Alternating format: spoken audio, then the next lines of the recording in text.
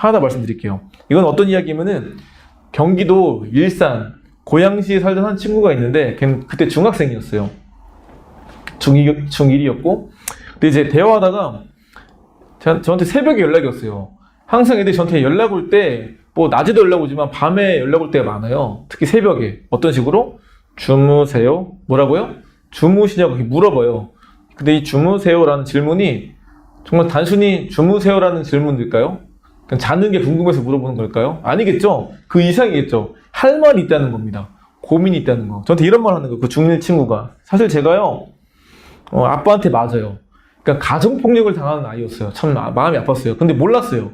사람은 말하자면 모르거든요. 뭐 얼굴에 멍이 있거나 어떤 다친 데가 있으면 모르겠지만 그게 아니기 때문에 몰랐습니다. 근데 대화하면서 제가 이런 얘기를 꺼내는 거예요. 아빠가 술 먹고 집에 들어오시면요. 엄마랑 부부싸움 하시고, 그 다음에 저희들은 화풀이 한다는 거예요. 막 쟁반 던지기 하시고 피하고 숨고, 힘들다고. 그러니까 이거 보니까는 왠지 모르겠지만 이렇게 남자를 무서워하는 거 보다 보니까 왜 그런 거 했는데, 아빠가 이유 없이 때리고 이유 없이 이렇게 괴롭히는 걸 통해서 가정폭력 때문에 좀 남자를 무서워했었다는 걸 이제 나중에 알게 됐는데, 이런 말 하는 거죠. 이렇게 폭력당한다 얘기하면서. 그나마 다행은요, 아빠가 매일 집에 들어오진 않아요. 뭐라고요? 그나마 다행히 아빠가 매일 집에 들어오지 않는 게 그나마 다행이라고 말한 그 아이한테 제가 무슨 위로의 말을 던지겠습니까? 어떤 말 할 수가 없겠더라고요. 근데 이런 아픔이 있는지 몰랐을 때 제가 YTN 뉴스를 본 적이 있어요. YTN 뉴스 방송. 근데 그 중에 이런 게 올라온 게 있었습니다. 청소년들이, 우리 아이들이 부모님께 가장 듣고 싶어 하는 말들. 근데 뭐 대단한 말들은 아니었어요. 이런 말들입니다. 사랑해, 고마워, 미안해, 힘내, 보고 싶다, 괜찮아, 힘들지? 이런 말들. 뭐 수고했어, 이런 말들. 그러니까 이 말들 대단한 말들이 아닌데 이런 말들을 아이들이 듣고 싶어 한대요. 근데 이 말이 참 짠했어요. 왜?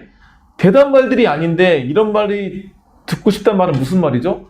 이런 말들을 평상시에 못 듣고 산다는 안타까운 현실을 보여주는 거니까 참 마음이 아팠는데, 이걸 제가 이제 다운로드 받아가지고 페이스북에 올리면서 제가 한 수십 명의 아이들 태그 걸어서 막 올렸어요. 랜덤으로. 아무나. 그냥 보라고. 근데 그때 이걸 보고 새벽에 연락이 온 거죠. 그 중1이었던 아이가 하는 말이, 제가요, 이걸 보는 순간 눈물이 나왔어요. 왜? 우리 엄마는 정말 좋은 엄마인데 아빠는 그런 아빠가 아니니까. 참 마음이 아프더라고요. 제가 걔한테 무슨 유료의 말을 던지겠습니까? 뭐 힘내? 라고 말할 수 있을까요? 힘낼 수 없는데? 좀만 참아? 라고 말할 수 있을까요? 이미 참을 수 없는데? 괜찮아? 라고 말할 수 있을까요? 이미 괜찮지 않은데? 그러니까 물론 어떤 말이든 할 수 있지만 그 말이 그 아이한테는 헛소리일 수 있다는, 또는 그러니까 의미 없는 말일 수 있기 때문에 차마 말할 수 없겠더라고요. 그때 제가 그 아이한테 했던 말은 이 말밖에 할 수가 없겠더라고요. 누구야? 언제든지 연락해. 언제든지 연락 받아줄게. 뭐라고요? 누구야? 언제든지 연락해. 언제든지 연락 받아줄게. 근데 그 말 앞에 그 아이가 저한테 뭐라 하는지 아세요? 진짜요? 정말요? 그래도 돼요? 라고 말하는데 참 그게 마음이 아팠어요. 왜냐면은 이게 대단한 말이 아니고 그냥 빈말일 수도 있고, 다음에 밥 사줄게, 꼭 얼굴 보자, 꼭 보고 싶다, 그냥 우리가 그냥 일상적으로 하는 그냥 빈말일 수 있는 말인데, 그 친구의 반응이 진짜요? 정말요? 그래도 돼요라고 참 말하는 게 마음이 뭉클했는데, 제가 이 말을 왜 드리겠습니까? 우리가 살아가면서 이런 사랑해, 고마워, 미안해, 힘들지, 보고 싶다, 이런 말들이 정말 필요한 말인데 서로 오그라들어서 또 못 들어봐서 어색해서 못하다 보니까 우리 수많은 관계들 가운데 때로는 어긋난, 때로는 뭔가 관계가 좀 애매한 관계들 가운데 미처 서로 말하지 못해서, 미처 미안하다 고백하지 못해서 이런 관계들이 온전히 회복되지 못하는 거 아닌가. 그래서 우리가 이제는 좀 용기 내서 고백하면 좋겠다. 내 옆 사람에게, 우리가 만나는 그 아이들에게. 혹시 직접 말하기 너무 뻘쭘하고 어색하다면은 쪽지에, 종이에, 또는 엽서에 적어서 보내주세요. 때로는 카톡으로, 때로는 문자로. 근데 문자도 카톡도 좋지만 요즘 애들이 아날로그 감성을 잘 모르기도 하고 이게 또 신성하다 보니까 그런 것들을 적어줬을 때 더 많이 뭉클함을 느끼더라고요. 우리는 뭐 필름 카메라가 옛날에 스쳐 지나왔던 과거의 흔적인데 요즘 애들은 그게 너무 신선하대요.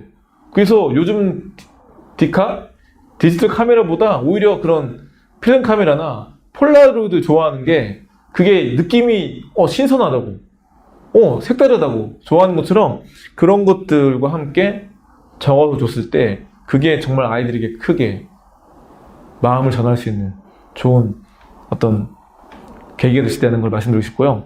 그리고 또한 내 자신에게 또 옆 사람에게 이렇게 한번 고백했으면 좋겠습니다. 어떤 말?